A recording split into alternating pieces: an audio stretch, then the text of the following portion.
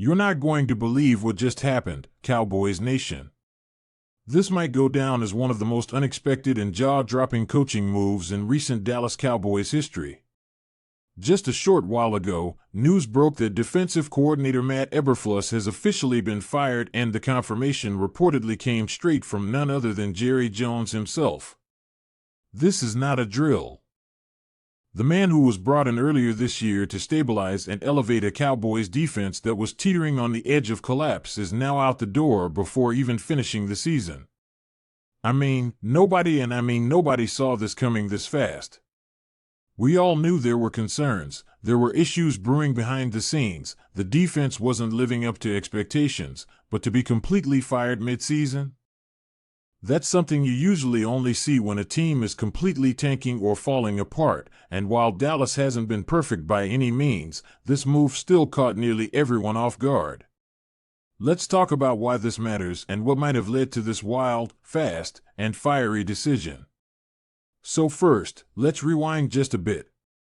Remember, Matt Eberflus was supposed to be a major hire for this Cowboys team. He wasn't just any defensive coordinator. This guy came in with pedigree. He spent time earlier in his career with the Cowboys back in the early 2010s and then built up his reputation as a hard-nosed, turnover-focused defensive strategist with the Colts before moving on to the Chicago Bears as head coach. Now sure, his run in Chicago didn't exactly light the league on fire. He had a rough go there. Let's be honest, the Bears were struggling during his tenure. The defense never really found a consistent identity, and the offense wasn't able to carry its weight either. It didn't take long for Chicago to pull the plug, and once he was out of the Windy City, many wondered what his next move would be. Then boom, the Cowboys scoop him up, hoping that a return to his roots would reignite his coaching fire and help fix a defense that had lost its edge in the second half of the previous season. At the time, many fans were cautiously optimistic. Eberflus had experience, familiarity with the franchise, and a reputation as a guy who could get players to fly around and make plays. But here's the thing, expectations in Dallas are different. This isn't a rebuilding team. This isn't a slow burn project. This is a team built to win right now, today, this season. The front office has invested heavily in talent. You've got stars on both sides of the ball. You've got Dak Prescott trying to finally silence the critics and prove he can deliver when it matters. You've got Micah Parsons, an absolute game wrecker who can take over games if you put him in the right spots. You've got a secondary with ballhawks, a D-line with depth and explosion, and linebackers who can run sideline to sideline. There was no excuse for the defense to take a step back, especially not with someone like Eberflus calling the shots. But that's exactly what happened. Week after week, game after game, we started seeing signs that something wasn't right. The Cowboys' D couldn't get off the field on third down. They were getting gashed by the run. Communication was breaking down in the secondary. Even with Micah Parsons doing everything he could to lift the team, the unit as a whole was underperforming. And maybe the worst part? They weren't creating turnovers, something Eberflus's defenses were known for. It wasn't just about giving up points, it was the timing of it. Every time the Cowboys needed a big stop, a crucial stand, the defense would fold. The in-game adjustments were too slow. The game plans were too predictable. And fans started noticing. Media started pointing fingers. And pretty soon, whispers turned into shouts. You could see it in the body language on the sidelines. Players were frustrated. Coaches were trying to keep it together.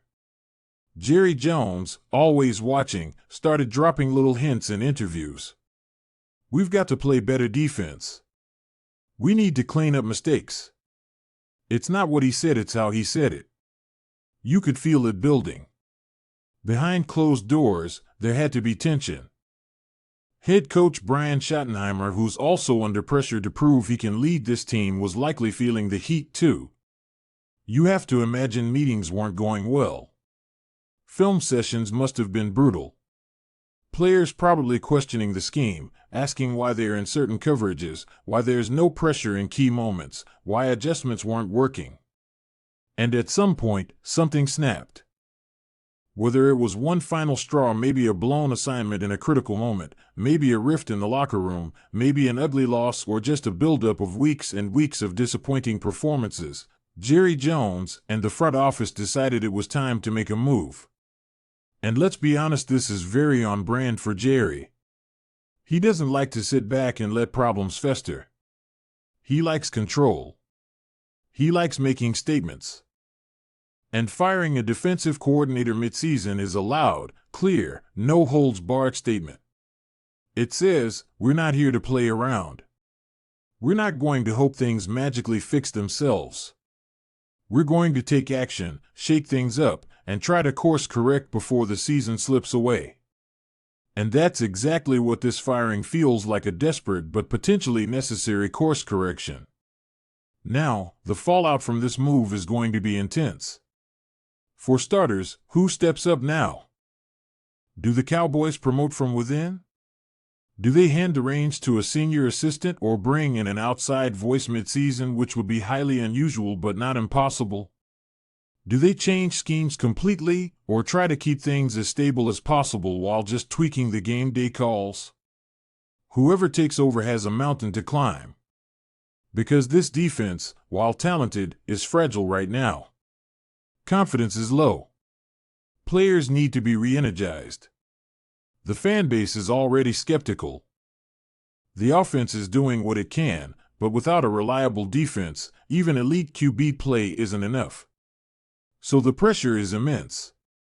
The new defensive leader needs to simplify the scheme, let the playmakers loose, and rebuild trust both in the locker room and on the field. And for Matt Eberflus, this is a huge blow. Getting fired once as a head coach is one thing. But being fired mid-season as a coordinator, that's a tough stain on a resume. Will he bounce back somewhere else? Probably. The NFL is a small world. But it won't be easy, and it definitely won't be fast. Teams will think twice before handing him the keys again. And as for Jerry Jones and the Cowboys' leadership, this move raises big questions too. Are they acting too rashly? Or are they finally showing the kind of accountability fans have been demanding for years? Because let's not forget, Dallas hasn't made a deep playoff run in decades. They're tired of being called overrated. Tired of collapsing when it matters. So maybe, just maybe, this is the kind of bold move that shakes the team awake. Or maybe it throws them into chaos. Only time will tell. But for now, this is one of the biggest coaching stories in the NFL, and it's going to dominate the headlines all week. Analysts will debate it. Fans will argue. Players will try to stay focused. But the ripple effects are real. Every game from here on out carries even more weight. Every defensive snap will be scrutinized. Every blown coverage will trigger questions about leadership and scheme. And every win or loss will be tied to this decision, the day the Cowboys fired Matt Eberflus and tried to change their destiny mid-season. So buckle up, Cowboys Nation. Because the rest of this season just got a whole lot more interesting. And whether you agree with the move or not, one thing's for sure, Jerry Jones is not messing around. And if this team doesn't rally fast, this might just be the first of several dominoes to fall.